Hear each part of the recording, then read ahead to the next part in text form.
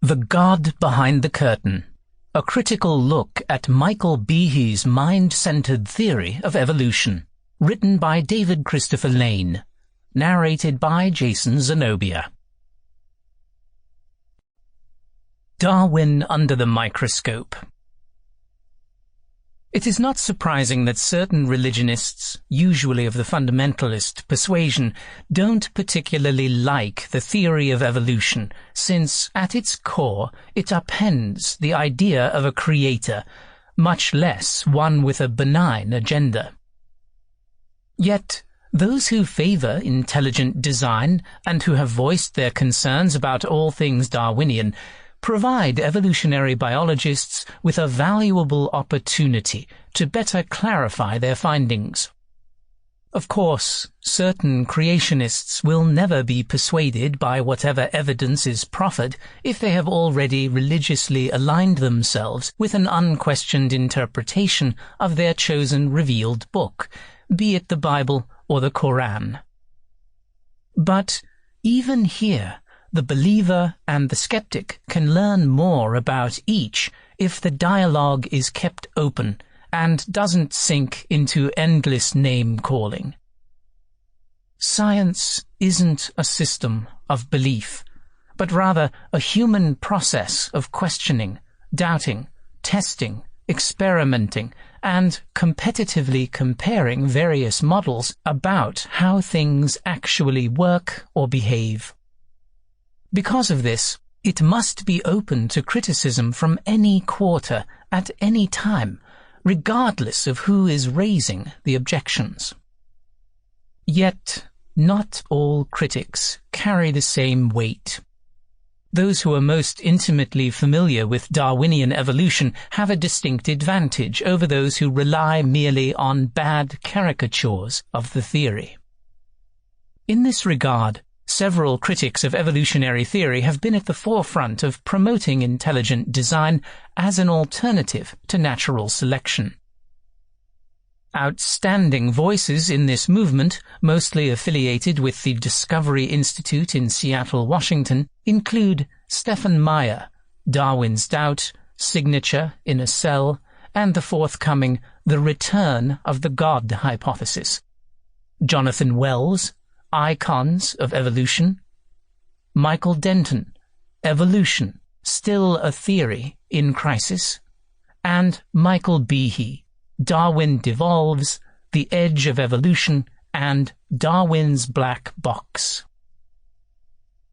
Behe is perhaps the most well-known and most widely read of the Discovery-aligned authors. His newest book, Darwin Devolves, has already stirred up much controversy and has elicited a number of critical reviews even before its formal publication date of February 26, 2019.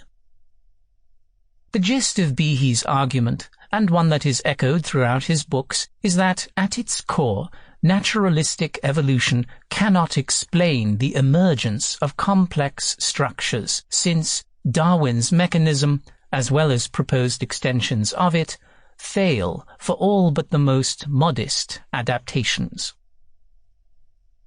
It is altogether commendable that Behe is willing to take the time and energy to systematically lay out why, from a scientific perspective, he believes that naturalistic explanations, lacking intelligent planning and purpose, are insufficient in properly explicating why simpler molecules formed higher complex life forms.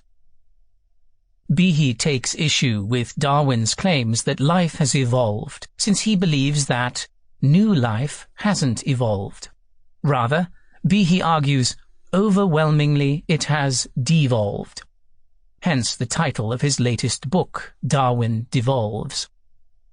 Of course, the subtitle explains why Behe felt it necessary to add to his previous critiques of evolution by natural selection, since he believes that the new science about DNA challenges evolution.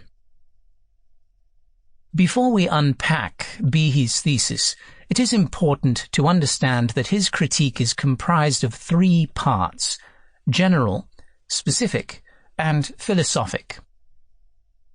Behe, to his credit, is very upfront about his devotion to Roman Catholicism and his a priori religious conviction to theism, when he writes, "Even as a boy, I had plenty of reasons to believe in God that had nothing to do with evolution."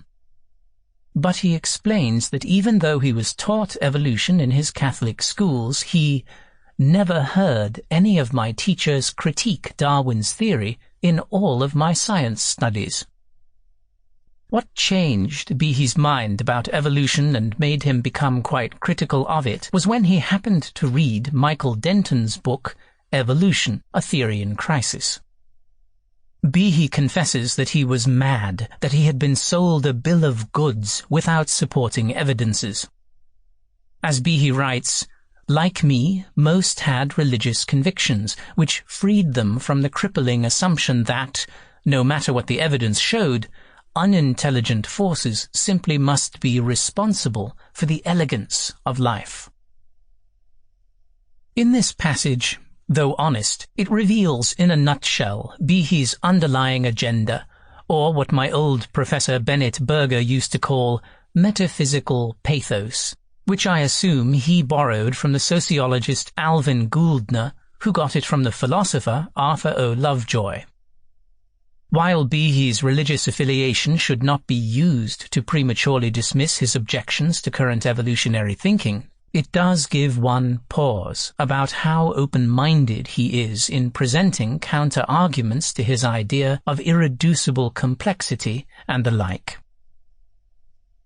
I would like to say at the outset that where I find Behe most helpful is when he focuses in on specific problem areas in molecular biology. These include Escherichia coli and sickle cell anemia, Chapter 7, blood clotting, Appendix, and the larger issue of how minor random variations can lead to fundamental changes in basic design.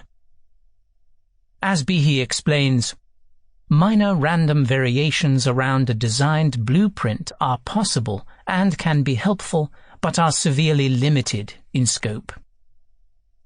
Behe clearly accepts evolution and natural selection within boundaries, but doesn't believe that it can explain biological levels of family and beyond without some guiding mind.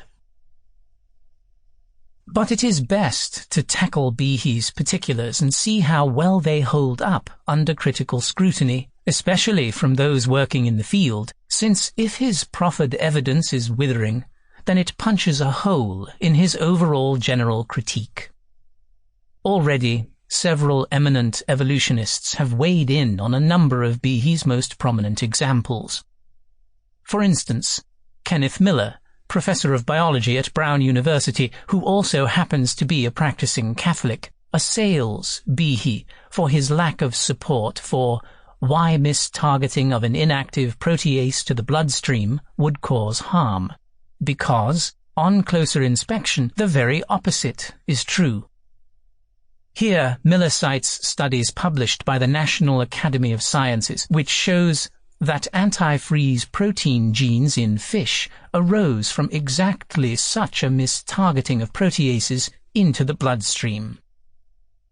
Joe Thornton, who is a professor in the Department of Genetics at the University of Chicago, lambasts Behe for confusing improbable with impossible. Argues Thornton, "This does not mean, however, that the evolutionary path to the new function is blocked or that evolution runs into a brick wall, as Behe alleges. If the initial mutations have no negative effect on the ancestral function, they can arise and hang around in populations for substantial periods of time due to genetic drift, creating the background in which an additional mutation can then yield the new function and be subject to selection. This is precisely what we observed in our studies of the evolution of the glucocorticoid receptor, GR. The acerbic blogger and well-known evolutionist Jerry Coyne Professor Emeritus in the Department of Ecology and Evolution at the University of Chicago, recently wrote a scathing review of Darwin Devolves for the Washington Post, wherein he takes Behe to task for ignoring how mutations that lead to broken genes can still prove to be viable and helpful additions. Moreover, it is what Behe leaves out in his presentation that gets the brunt of Coyne's ire. As Coyne laments, he, Behe, simply ignores the large number of adaptive mutations that do not inactivate genes. These include duplications, in which a gene is accidentally copied twice, with the copies diverging in useful ways. This is how primates acquired our three-color vision, as well as different forms of hemoglobin. Changes not in gene function, but in how and when a gene is turned on and off, like mutations producing lactose tolerance in milk-drinking human populations. The repurposing of ancient genes acquired from viruses, one source of the mammalian placenta. In an early pre-publication review of Darwin Devolves, Nathan H. Lentz, S. Joshua Swamidas, and Richard E. Lenski also reprimand Behe for not showing where and when randomness and natural selection can lead to significant and beneficial changes in evolution. The authors write, Behe is skeptical that gene duplication followed by random mutation and selection can contribute to evolutionary innovation. Yet, there is overwhelming evidence that this underlies trichromatic vision in primates, olfaction in mammals, and developmental innovations in all metazoans through the diversification of Hox genes. And in 2012, Anderson et al. Showed that new functions can rapidly evolve in a suitable environment. Behe acknowledges none of these studies, declaring an absence of evidence for the role of duplications in innovation. Arthur Hunt, professor in the Department of Plant and Soil Sciences, University of Kentucky, co-authored a very pointed rebuttal to Behe's claim that the adaptation of polar bears, Ursus maritimus, was actually a product of devolution because of its degraded genes. Yet, to Hunt and his co-author, Nathan H. Lentz, this is quite inaccurate because the analysis of the polar genome does not support Behe's claim that the evolution of polar bears was mostly driven by damaging mutations. In fact, the polar bear variant of APOB is almost certainly enhanced compared to the ancestral version, at least in the ways that are important to the challenges of being a polar bear. Michael Behe, again to his great credit, has in the past month attempted to respond to these and other criticisms, as have others aligned with the Discovery Institute. Yet, those most conversant with the nuts and bolts in genetic and evolutionary biology remain unimpressed and unpersuaded, just as they have been with his two previous books, Darwin's Black Box, 1996, and The Edge of Evolution, 2007. Indeed, Behe took a major hit to his credibility from his own department and university, which made the following public declaration. The department faculty are unequivocal in their support of evolutionary theory, which has its roots in the seminal work of Charles Darwin and has been supported by findings accumulated over 140 years. The sole dissenter from this position, Professor Michael Behe, is a well-known proponent of intelligent design. While we respect Professor Behe's right to express his views, they are his alone and are in no way endorsed by the department. It is our collective position that intelligent design has no basis in science, has not been tested experimentally, and should not be regarded as scientific. In addition, Behe got roundly criticized for his testimony at the now famous Kitzmiller v. Dover Area School District trial back in 2005, where he was forced to admit the following. 1. That his definition of theory was so broad it would also include astrology. 2. Contrary to previous claims, his book, Darwin's Black Box, was not peer-reviewed. 3. That evolution could not properly explain immunology, despite the fact that he had not investigated the subject thoroughly, and when he was confronted with an overwhelming amount of evidence that evolution could indeed explain immunology, ranging from 58 peer-reviewed articles, 9 books, and several textbook chapters on the subject, he demurred and said that was not good enough. The Christian judge fundamentally disagreed with Behe and the Dover Area School District Board of Education.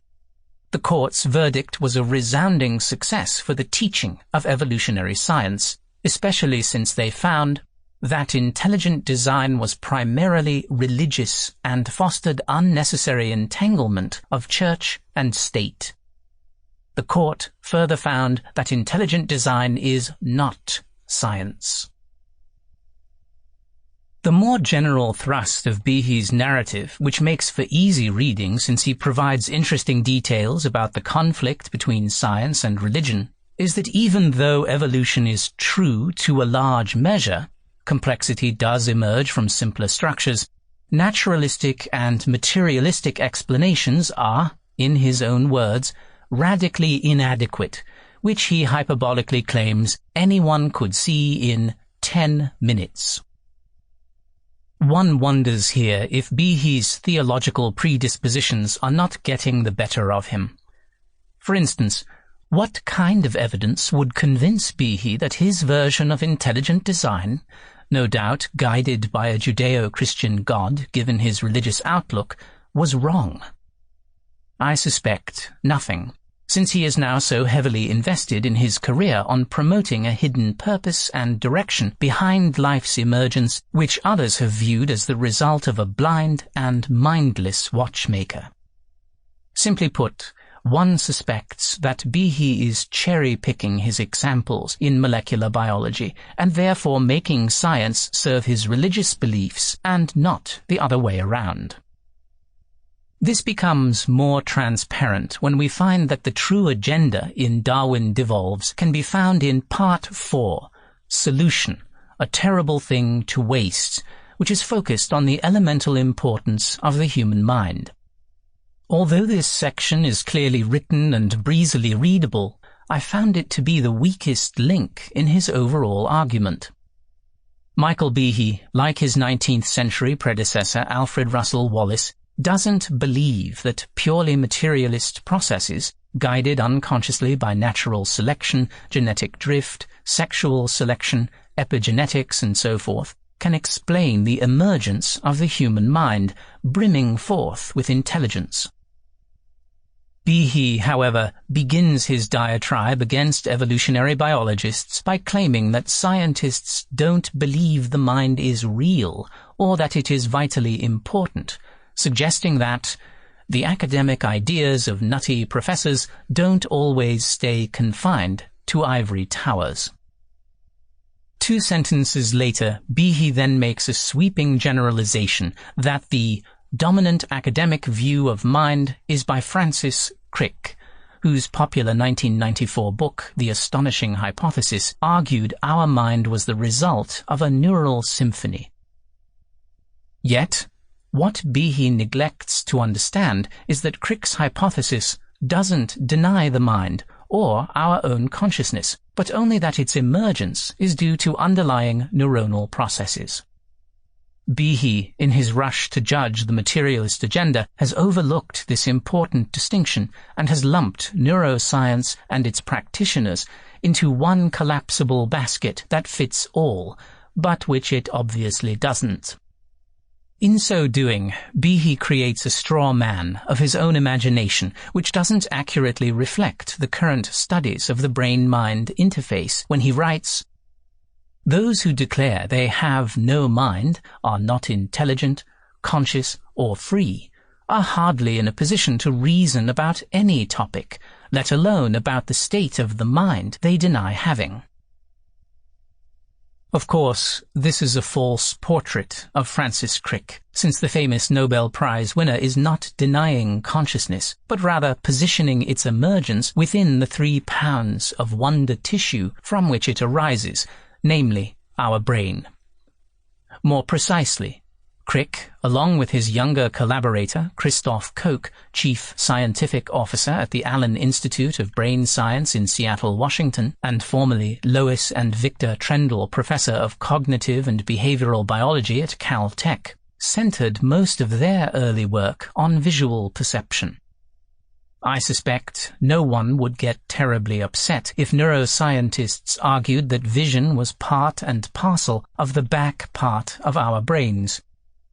But such reductionism doesn't then preclude the wonders of sight.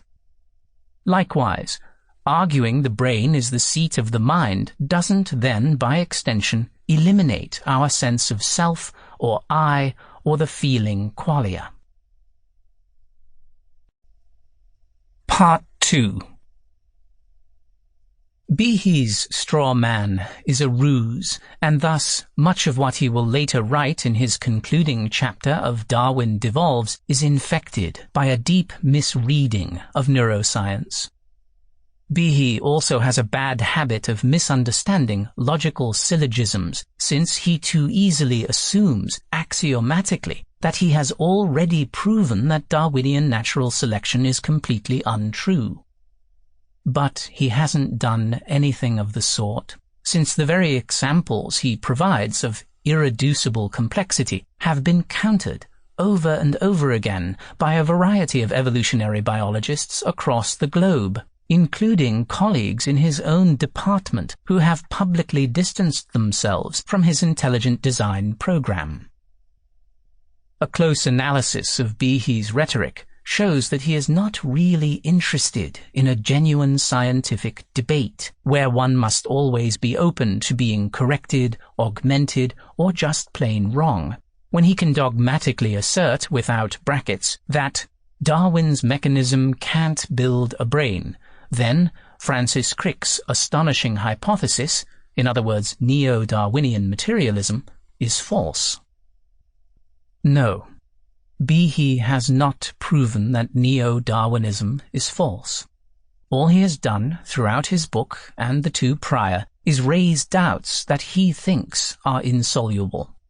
But when confronted with simple solutions proffered by others in the field, he either ignores them or protests that they are sidestepping the real difficulties. But Michael Behe goes even further than this, and ventures off into metaphysics and dogmatically asserts that we can firmly conclude that to an overwhelming extent life is the product of a mind. Of course, he skirts the issue about whose mind, since, given his leap-defying logic, we could posit all sorts of fantastical possibilities, and not one of them necessitates a Judeo-Christian God. On page 269, Behe makes a sophomoric error on misunderstanding hierarchical emergence within physical systems when he claims that, if materialism is true, if all that exists is the matter and energy studied in ordinary physics, then there is no such thing as a real mind. To which anyone conversant with the multidimensional properties inherent in matter can only look up after reading that sentence and say, huh? If we say that everything is made of atoms, does that then eliminate molecules from the proceedings? Nope.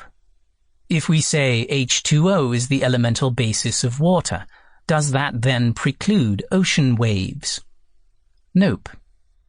If we say that neurons are the fundamental cells that transmit information within our skull, does that then mean that thoughts don't exist? Of course not. But because Behe has a completely wrong understanding of matter and what it can portend, he opts for a dualism, where mind is abstracted from its own housing. He then proceeds to create a false dilemma, where he mistakenly opines that there are two choices: either affirm materialism and deny your own mind, or affirm your mind and deny materialism. At this juncture, anyone conversant with mathematics, physics, chemistry, biology, and psychology, Edward O. Wilson's consilience, will point out the obvious to Behe. The mind is an emergent property of physical complexity, and as such, like the aspect of wetness when there is a sufficiency of H2O molecules, doesn't have to be arbitrarily divorced from its underlying physical scaffolding.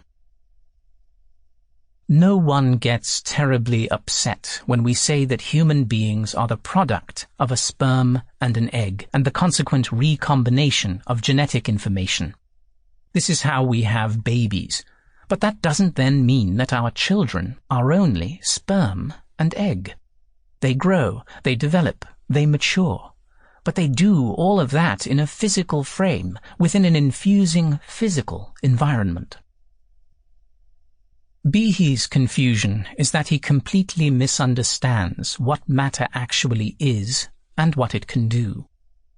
Just as most people not conversant with how computers actually work may be surprised to learn that the incredible complexity we see on the World Wide Web is because of a vast array of zeros and ones where electrons cascade from one position to another, thus creating a universe of almost unimaginable possibilities. But no one would then say the internet is only zeros and ones. Just as we wouldn't say that Moby Dick is only a series of letters from A to Z. But in each situation, numbers or letters are placed within a very physical arena, be it a computer or typography printed, bounded within a book.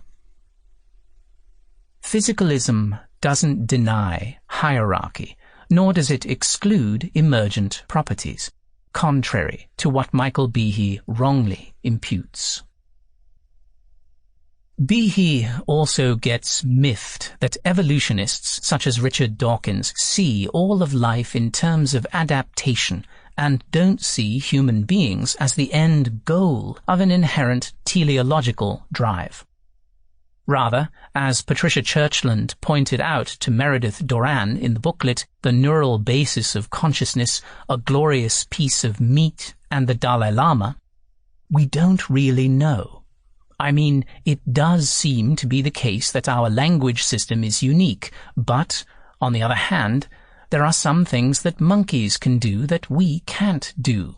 Swing through the trees, for example, or hang upside down from their tails, if they have tails, and so forth. And there are lots of things that a beaver can do that I can't do. I can't build a dam the way a beaver can build a dam, and not just because I don't have the big front teeth to chew things down, but because they have the knowledge and the skill of how to put a dam together. So I don't think that higher and lower is necessarily a useful way to think of it. Michael Behe seems to have missed the fundamental point about adaptation, since he wishes to champion the absolute specialness of human beings, forgetting in the process that our enlarged brain and our utilization of language is undoubtedly amazing, but so is the speed of a cheetah, the jaws of a great white, the web-making of spiders, and the nest-building of birds. Each of these features evolved as adaptations for survival, and each of them are indeed unique in their own ways. But it's human-centric to then argue that evolution's goal is the human mind or consciousness, since other animals have gifts such as smell and hearing that we ourselves don't possess. Behe shows his human-centric hand when he writes, "Let's ask, what exactly would elephants use to think about astronomy? Their trunks? What would they conceptualize history? Their outsized ears? How would a swift regard anything at all with its wings? But Behe's argument could be put on its head just as easily, since elephants also don't drop atomic bombs and kill thousands in one explosion. They also don't create gas chambers and annihilate others with a different religious affiliation. And swift birds don't create jets that pollute the atmosphere.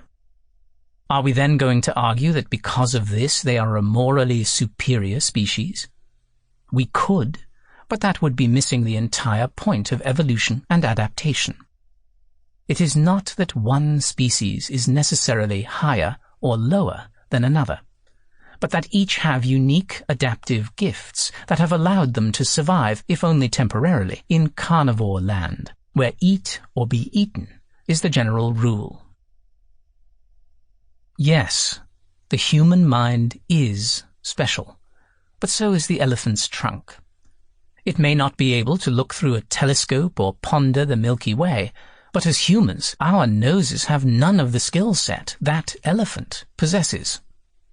No need for us to make false comparisons of what is better or worse when viewed from a wider, more objective perspective about how each animal is doing their very best to forage in a competitive world where far too often there is scarcity of food and resources. For Behe, everything in nature is intended. It is the grand result of a cosmic mind, God, which has planned everything with a set purpose.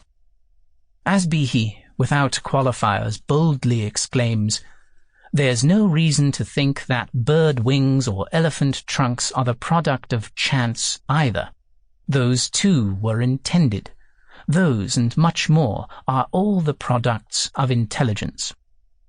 Rather than some cosmic accident, thanks to the dazzling advance of science, those of the public who agree they have minds can now understand that nature is designed down to an intricate level of detail. What is perhaps most surprising about Behe's theological purview, it isn't science, since he never questions or doubts his own dogmatic suppositions, is how genuinely naive it really is. In my science and religion classes at California State University, Long Beach, we try to empathize as much as possible with counter-arguments which go against the grain of mainstream science. So when the topic of intelligent design comes up, we try to draw out many of its practical and philosophic implications. Imagine, for example, that there was a new amusement park that just opened up in Seal Beach. It was called the Land of Prey. Once you entered it, no one was allowed to leave, and the only way you could survive was that you had to eat something that was living. Not only that, the lifespan of those in the Land of Prey was short, brutish, and invariably filled with immense amounts of pain and suffering. And even if you did survive for 90 or 100 years, it was guaranteed that the land itself would eventually terminate under a massive heat death. Furthermore, the land itself didn't have any universal rules, but was run by various gangs and tribes who often fought, tortured, and killed each other. In addition, there were these tiny little microscopic bugs that would very often swell up in your body and kill you from the inside, sometimes quickly, sometimes in longer durations, and almost always with major doses of pain. Now, without any exaggeration, we live in such a world right now. Nobody gets out alive, and everyone and everything you love will be eliminated within time. Even though we will enjoy moments of great happiness and bliss, there will most likely be more moments of sickness, suffering, misery, and deep sadness. And to which end? Some who live long enough will die of heart attacks, cancer, AIDS, car accidents, earthquakes, tsunamis, mosquito bites, snake bites, an almost endless list of bad endings. Behe wants us to believe that this elegant creation, his wording, is intelligently designed and replete with an overarching purpose. Looking at this world objectively, and taking off our theologically tainted and Pollyanna-ish glasses, some prominent thinkers conclude that whoever designed this place is, and they don't use this word lightly, evil. Indeed, eviler than any dictator in human history, eviler than any torturer, since the entire game is predicated upon eventually causing immense pain and suffering on almost all of its participants. And even those who can live relatively benign lives will nevertheless be exterminated at the end of the proceedings. Yet, Behe is not going to admit this truth in such an unvarnished fashion, since he will invariably invoke a Christian myth to explain that this creation got screwed by human beings who didn't obey their transcendent overlord, forgetting in the process all the innumerable animals, fish, and insects that didn't have the freedom to choose living here on terra firma. I often make the remark that if we bought our human bodies at Target or Costco, we would have returned them by now as defective, since they break far too easily and are not very well designed. Indeed, we have been tinkering with this so-called intelligent design since our very advent, trying to make it better by our augmentations, from dentistry to antibiotics. Some philosophers have argued that intelligent design is an oxymoron and a dishonest description of what objectively is happening on Earth. If I build a massive skyscraper that has 10,000 floors and has over 5 million square feet, but only one tiny broom closet is ever occupied and used, would we then call that a great plan? Or would we say instead that it was a massive waste of space that could have been utilized or planned for much better? Just look at our own solar system, most of which cannot house any life as we know it, not to mention all the millions of other star systems that are uninhabitable. As one insightful commentator put it, if there really is a God who created the universe, he is surely fond of lots of empty parking lots. Life, as we know it, given the parameters of our planetary backyard, from Mercury to Venus to Mars and to beyond, is rare, and when it does flower forth, finds an exceptionally cruel environment in which to blossom, only to meet with one predetermined fate: death.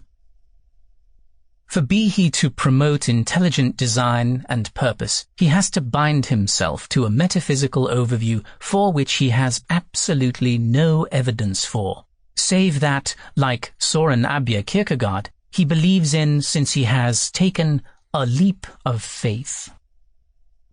That is his prerogative, but, as the late Stephen Jay Gould would have opined, it ain't science.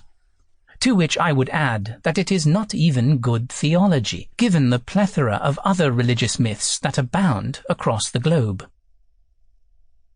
But let me conclude this essay by encouraging Michael Behe and others at the Discovery Institute to keep up their work, since I think their criticism, especially when it is laser-specific and doesn't devolve into religious philosophy, is tremendously helpful. Not only for the general public to better understand the various arguments to and fro about evolution, but also for those working molecular biologists who can better clarify their research findings when pushed by ID proponents. As an educator for the past 40 years, I learned an important lesson long ago that I pass on to my students. If you are deeply religious and firmly believe in creationism of whatever variation, then it is wise to spend a lot of time reading and understanding evolutionary biology by those most intimately conversant in the field, not just the popularizers.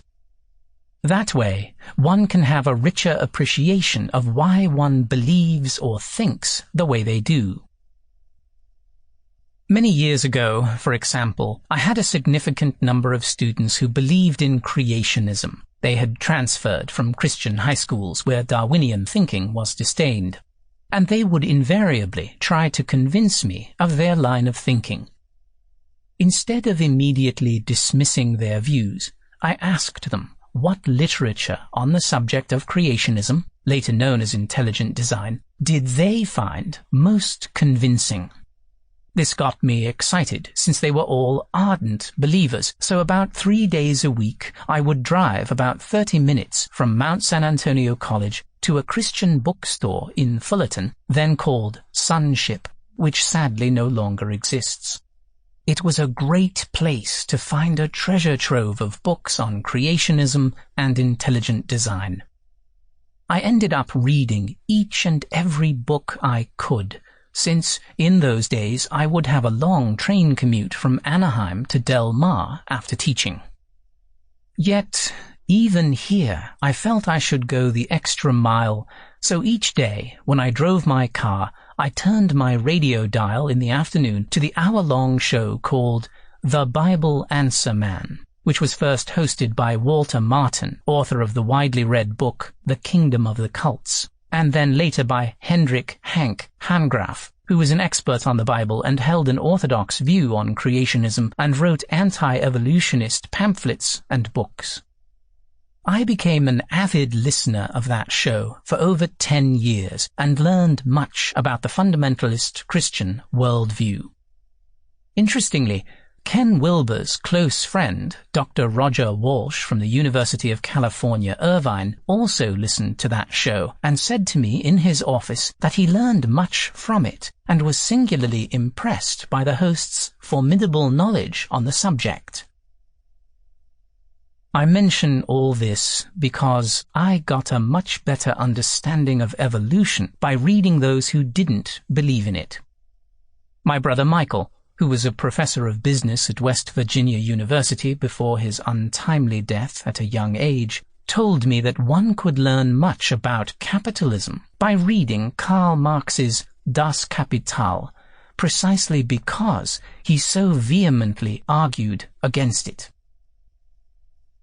So, while I wasn't convinced by Behe's latest book or his earlier tomes, nor by all the other pro-creationists and ideas I have read in the past, I have learned a tremendous amount by taking their ideas and arguments seriously. And for that I am quite grateful and hope that they will continue their efforts. Perhaps in the future they will offer us something so evidential and so tantalizing that we will have the happy occasion of changing our mind, which, in the realm of science, is always a good thing. The Behe Shuffle. Invoking religious authority to bypass scientific implications. A culture based on superstitions will do worse than one based on scientific knowledge and rational thoughts. Venkatraman Ramakrishnan. Although I was raised in a fairly strict Catholic family, attending Catholic schools for some 11 years, I had open-minded parents when it came to all things intellectual or scientific. Surprisingly, one of my first deep encounters with the theory of evolution came in my high school religion class, where our required text was an illustrated book about Teilhard de Chardin and the implications of Darwinian natural selection. Our teacher, Brother Joseph Connell, part of the Brothers of Holy Cross at Notre Dame, explained that Roman Catholicism accepted the theory of evolution and posits a more metaphorical, yet still vitally elemental, view of Adam and Eve. Simply put, Catholicism welcomes the scientific view on the development of man, but believes that God's guiding hand was ultimately behind it all. This was all fine and good when I was young, but even then I suspected that what Catholicism wanted was to have its cake and eat it too. Or, more precisely, have the pretense of accepting science, but without having to seriously stomach its much more radical implications. Don't get me wrong. I applaud Catholicism's openness to science, even if it did take centuries to formally apologize to Galileo's long-dead body and memory for his revolutionary breakthroughs. But I question its genuine sincerity when pressed on such metaphysical issues as the virgin birth, transubstantiation, and the bodily resurrection of Jesus Christ. It seems as if Catholicism's embrace of science only extends so far, and when a core doctrine is contradicted by the latest findings in physics or chemistry or psychology, the Catholic oligarchy retreats behind the all-purpose excuse of divine mystery. Well, if we look at the progressive history of science over the past few centuries, it seems awfully suspicious that long-standing divine mysteries have become less and less. When we didn't understand how the sun operated, we worshipped it. When we couldn't understand droughts, we prayed for rain. And when we didn't grasp how the brain worked, we spoke of demonic possession. It is a bit odd, if also a bit too telling, to ponder why there were so many miraculous events in centuries past when religions held political court and science was in its infancy. But today, such transmundane events are in abeyance. To put this more pointedly, even if more contentiously, why is it that when science is practiced, the gods tend to prematurely die off? One answer, of course, is that when reason is writ large, superstition disappears accordingly. Yet, it is just a tad disingenuous when religions that, on the surface, applaud science's wonderful advancements and try to cherry-pick it when such suits their needs, are unwilling to engage with its more far-reaching implications. Is this because the core dogma of many religions has no real basis in fact, but survives primarily on the blind faith of its adherents? Or worse, by scaring their respective believers from truly thinking through what they actually hold to be true? Sadly, I think the answer to both of those latter questions is yes. Religion dances with science so long as it substantiates its worldview and 2 steps off the floor when it is appended or fundamentally doubted. A quintessential example of this comes from Michael Behe in his 2004 essay, A Catholic Scientist Looks at Darwinism, Chapter 8 in William A. Dembski's edited volume Uncommon Descent, Intellectuals Who Find Darwinism Unconvincing. Behe writes, well, if the topic of evolution is fraught with pitfalls, then what is a Catholic layperson to do who simply cannot evaluate the scientific evidence himself? Although it can be difficult, I would simply urge people to reserve judgment, be patient, and look toward the Church for guidance in this philosophically charged area. As St. Augustine remarked, speaking of his embrace of the faith, "From this time on, I gave my preference to the Catholic faith. I thought it more modest and not in the least misleading to be told by the Church to believe what could not be demonstrated.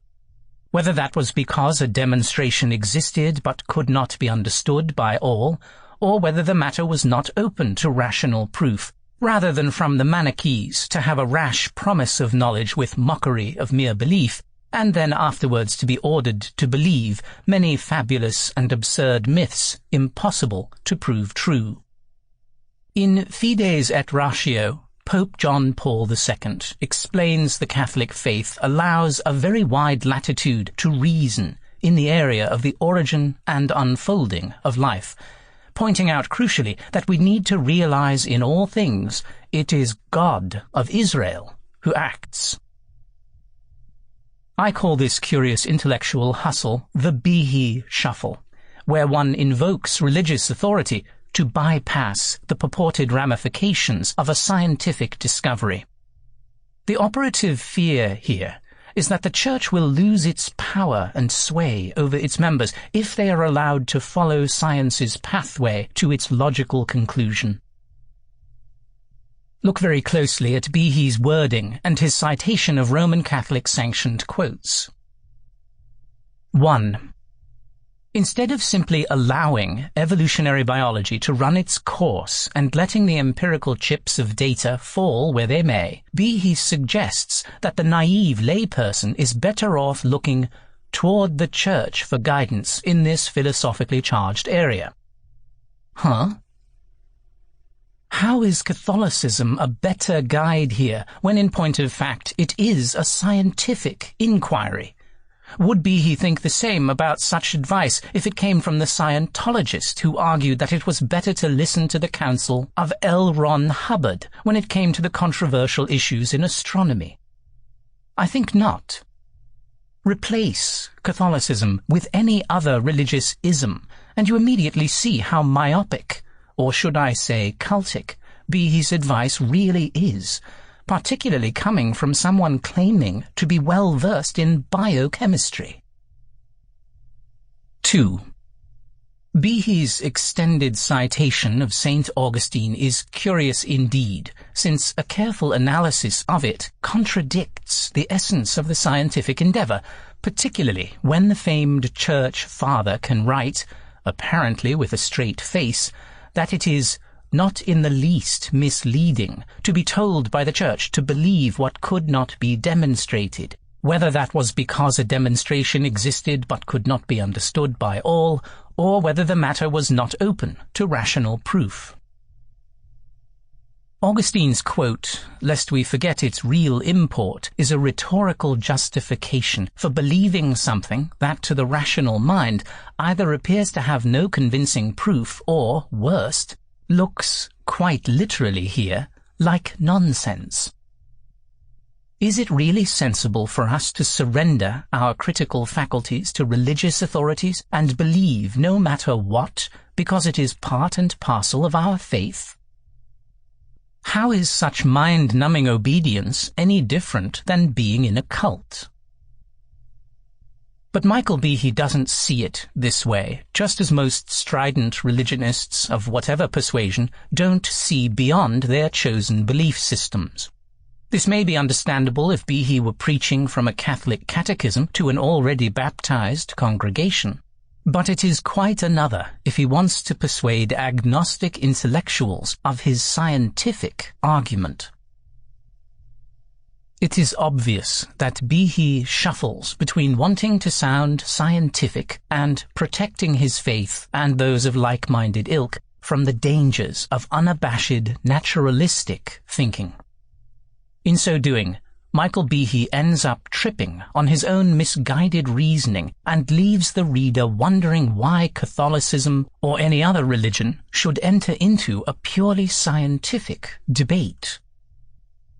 Why is the theory of evolution, and not the theory of gravity, say, such a contentious topic?